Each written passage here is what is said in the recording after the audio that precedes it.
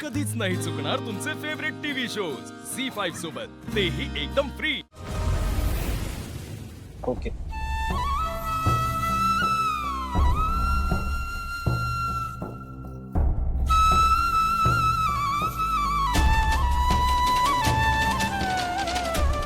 अहो अहो जेवून तरी घ्या. बरं, मी काय सांगते ते नीट ऐका. आत्ताच आपल्या वकिलांकडे जाऊन आले. हल्ल्यातील एकाच आरोपीने तुमच्या विरोधात साक्ष दिली आहे. बाकीचे आरोपी पकडले गेले कीच काय तो निष्कर्ष निघेल. मुळात हे काम तिलोत्तमाचं नाहीये.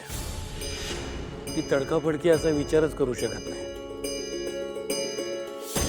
आणि या सगळ्यात लक्ष घालायला तिच्याकडे तेवढा वेळही नाहीये.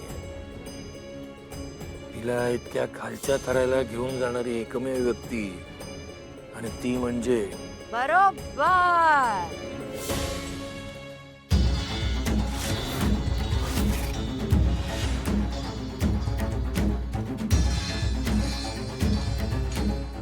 सही जवाब. वाह.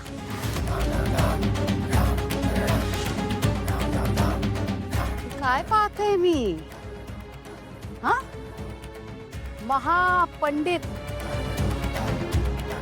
महाज्योतिष, आदरणीय जगन्नाथराव हे अशा अवस्थेत फार वाईट वाटतंय बघून. काय फिदी फिदी दात काढून हसत होतात ना त्या दिवशी तुम्ही दोघे माझ्या. आता घ्या.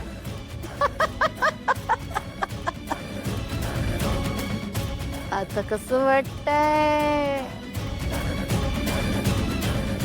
मजा येते ना? हा, कसं वाटतंय? काय झालं अलकाताई? जगन्नाथराव जेवत नाहीयेत का?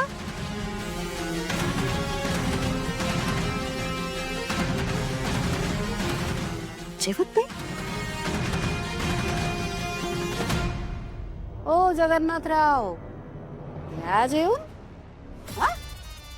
ओ या वयात असं उपाशी तपाशी राहू नये.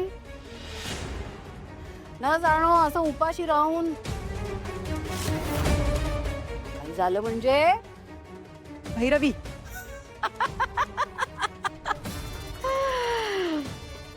जगन्नाथराव, आता ह्या करून सवय या बिनबाड्याच्या घराची, या मेजवानीची. कारण आता ही भैरवी वजे, तुम्ही तिच्यासोबत जे जे केलं ना त्याचा एक एक करून बदला घेणार आहे. सगळं काही परत करीन, तेही व्याजा सकट. तेव्हा आता इथेच राहायचं या पिंजऱ्यात. एन्जॉय. स्वतःचे दात करून जगणाऱ्या भैरवी वजे मी पिंजऱ्यात अडकलो जरी असलो तरी फार काळ तिथे टिकणार नाही. लवकरच बाहेर पडणार आहे.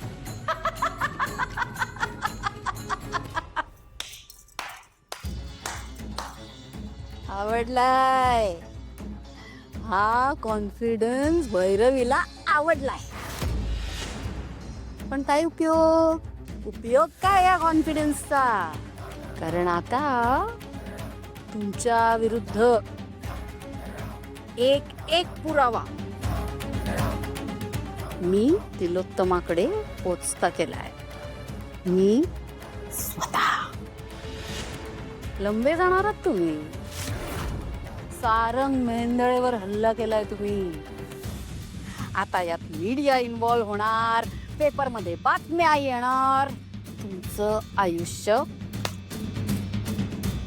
बरबाद. त्यामुळे आता तुमची इथून सुटका नाही. हॅलो हा चूक झाली साहेब. नाही नाही सोडतो साहेब, लगेच सोडायला सांगतो. भागवे दरवाजा उघडा, साहेबांना सोडायचं.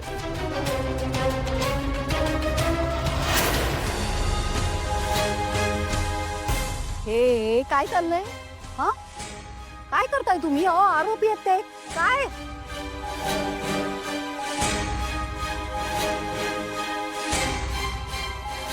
हॅलो. नाही नाही ठीक आहे. नाही आता तुम्हीच लक्ष देताय म्हटलं, काळजी करायचं काही कारण नाही. हो नक्की नक्की.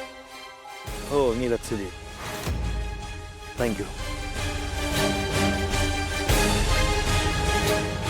माफ करा साहेब, मला माहिती नव्हतं तुमची पोच एवढ्या वरपर्यंत आहे. मी आता लगेच सोडतो तुम्हाला, नाहीतर माझे वांदे होतील. अहो साहेब, होतात चुका माणसाकडनं नकळतपणे. इतका काय विचार करायचा. काळजी नका करू. आणि वांदे तुमचे नाहीत, वांदे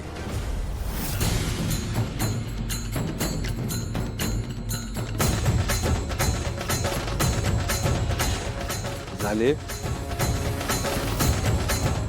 साहेब तुम्ही तुमचं काम केलेलं आहे. थँक्यू.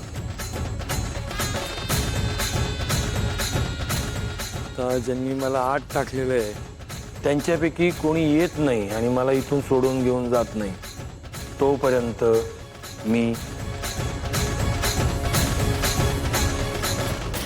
आतच राहणार. आता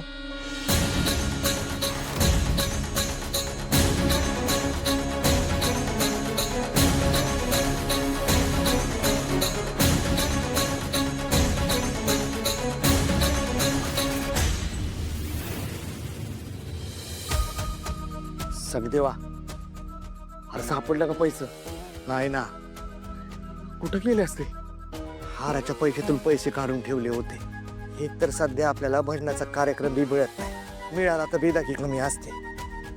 कर्जाचा डोंगर तर एवढा वाढलाय, काय करायचं हे डोळ्यासमोर मोठा प्रश्न आहे बघा. आणि त्यात ते कर्जाचं व्याज वाढलं तर काय बघायलाच नको आता. हा ना, मी बी माझा खारीचा वाटा म्हणून 1-1 रुपये जोडून जोडून बाजूला टाकत होते हप्त्यासाठी.